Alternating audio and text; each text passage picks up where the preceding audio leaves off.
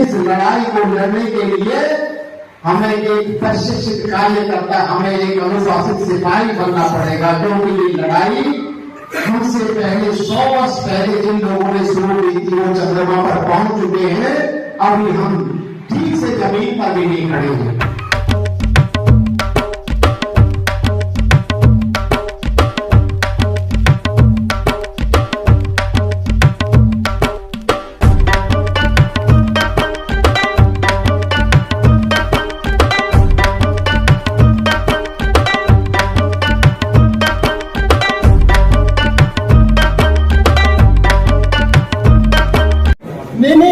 अभी तो खाना खाया। ये पार्टी है आपकी भारतीय वीर दल। इसका जो रजिस्ट्रेशन है वो सितंबर 2018 में हुआ और दिल्ली रजिस्ट्रेशन है ऑल इंडिया लेवल पर।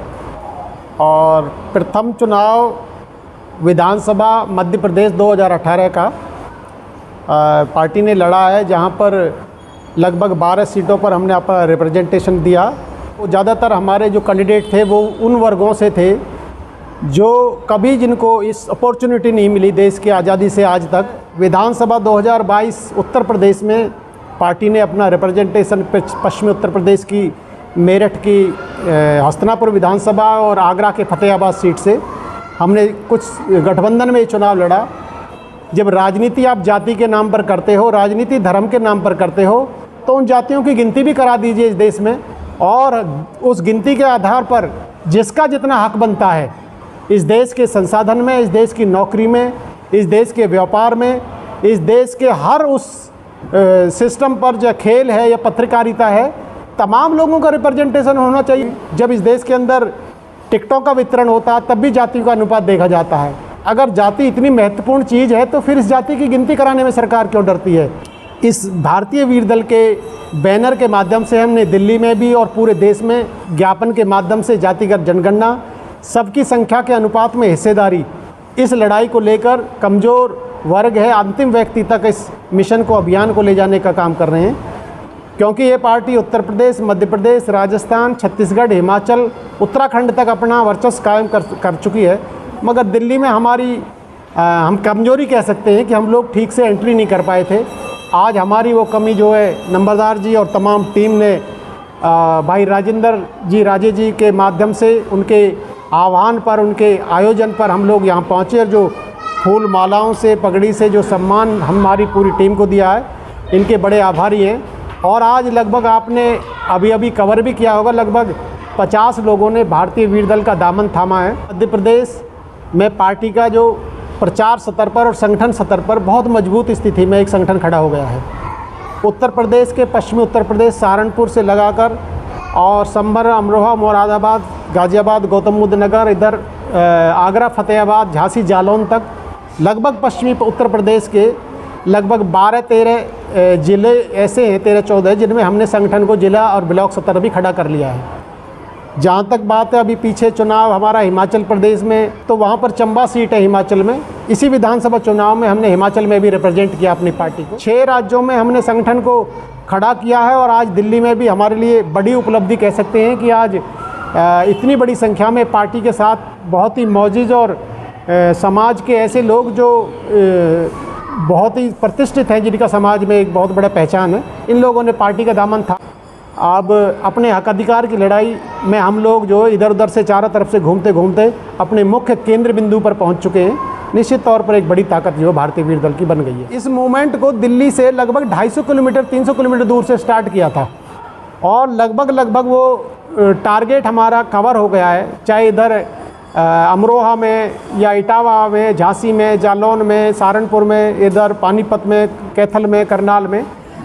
अब धीरे धीरे हम अपने केंद्र बिंदु पर हमने अब ध्यान किया है कि हमें चारों तरफ की ताकत को जगाने के बाद हम दिल्ली में पहुंचेंगे।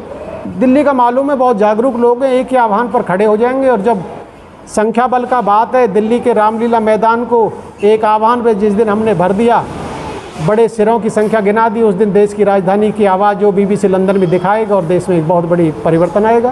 केजरीवाल पॉलिटिक्स को अब देश का बच्चा समझ चुका है। देश की राजधानी दिल्ली के अंदर आज जो दिल्ली की तरफ जो कूच कर रहा है कहीं से भी कोने से भी, उसको एक ही लालच पैदा कर दिया है, उसको निकम्मा और निठल्ला बनाने का काम, उसको फ्री का खाने का जो कार्य है वो केजरीवाल जी ने नौजवानों को सिखाने का एक ऐसा टुकड़ा डालने का काम, उनको फ्री चीज़ें। हम कहते हैं सरकार का काम लोगों को सुविधा देना होता है, मगर सबसे पहला कार्य होता है उनको आप योग्य बनाइए, उस नौजवान से काम लीजिए देश के लिए और उसको उसके बदले, काम के बदले पैसे दीजिए। अगर इसके अंदर दिल्ली के अंदर अगर 15,000 मिनिमम वेजेस थी, आप 25,000 कर दीजिए। आप उस फंड से अपने जो आपका बजट है उससे उसको नौकरी देने वाले बनिए, उनसे उनको रोज़गार दीजिए और उसको इतना फंड दीजिए कि वो इन्वेस्ट करेगा। मगर केजरीवाल सरकार ने तो निठल्ला, हर काम फ्री का खाने की आदत इस देश को बना दी है।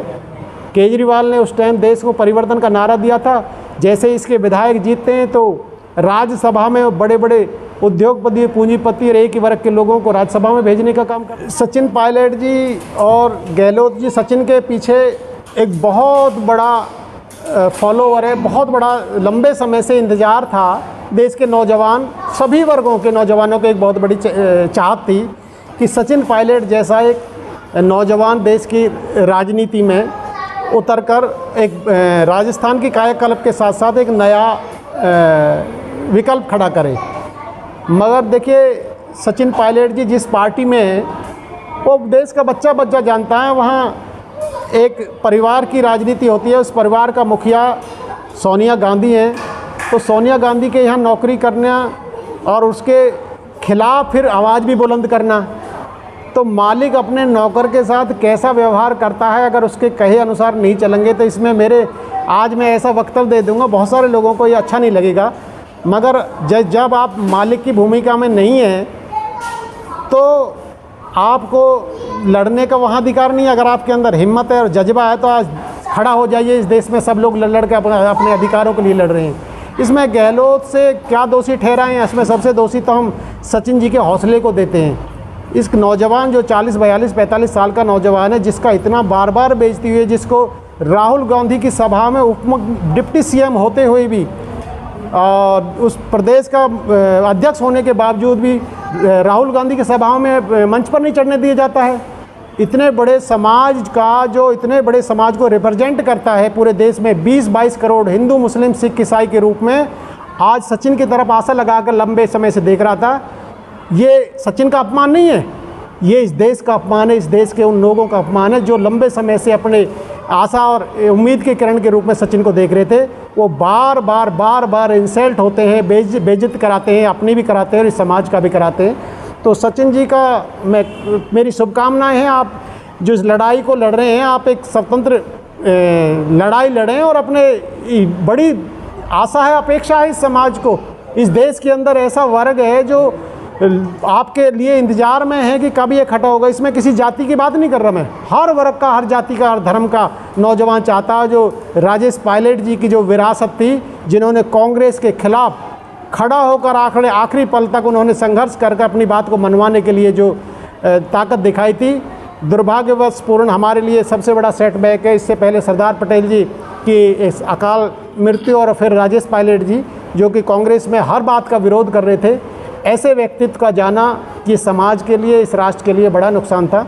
तो मैं सचिन जी से आपके माध्यम से ये संदेश भी देना चाहूँगा कि नौजवानों की आप आशा और उम्मीद है, आपको इस लड़ाई को निराश नहीं करने का काम करें। आप खुले मंच पे आएँ और इस लड़ाई को जज्बे के साथ लड़ें। आप छोटी सी कुर्सी के चक्कर में इतने लोगों की अपेक्षा और उम्मीदों को ना तोड़ें। जगबीर नंबरदार जी, राजे जी, करतार सिंह जी, चौधरी साहब और मावी साहब, तमाम लोगों से उम्मीद है कि मुझे दिल्ली में एक ऐसी टीम गठित करके दे दें। आप जैसे अपने लोग लगभग 150-200 लोगों का अगर संगठन हम यहाँ बना लेते हैं तो निश्चित तौर पर दिल्ली है कितनी, सेंटर में बैठ जाओ, 20 किलोमीटर इधर चलो, 20 किलोमीटर पूरे दिल्ली को मैं कह सकता हूँ हमारी एक लोकसभा जो मध्य प्रदेश की है उससे भी छोटी है दिल्ली।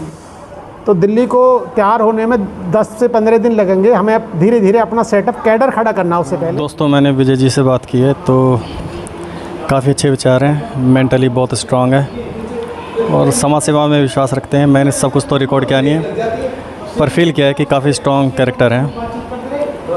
मीन्स थोड़ा मेहनत करनी पड़ेगी पर काफ़ी बहुत ज़्यादा योग्यता है। तो बाकी आप उनके विचार आप देख सकते हैं और खुद फील कर सकते हैं। बहुत स्ट्रॉन्ग कैरेक्टर हैं, समाज का फ़ायदा चाहते हैं, देश का फ़ायदा चाहते हैं। बाकी आप देखिए, अपने विचार रखिए। मैं पहले कांग्रेस पार्टी में था, दिल्ली का सचिव था, उसको आज छोड़ भी दिया है। आज भारतीय वीर दल में मुझे दिल्ली का प्रभारी घोषित किया गया है और तन मन धन से साथ लगूंगा कि अलीगंज के अंदर, खैरपुर के अंदर, जुड़वा के अंदर आज जो संघर्ष चल रहा है, जो नेताओं का न्याय चल रहा है, सबसे पहले लड़ाई हमारी स्टार्ट यहाँ से होगी। नेतागिरी बाद में होगी, लड़ाई स्टार्ट यहाँ से होगी। इस लड़ाई में पांचों गांव को हमारे साथ मिलकर रहेंगे। ऐसी कोई चीज़ नहीं है कि हम लड़ाई ना जीत सके। आज पद मिली है, एक हफ्ते के अंदर अच्छी टीम को जोड़ेंगे। आदमी हो या ना हो, लेडीज जरूर इकट्ठी कर दूँगा।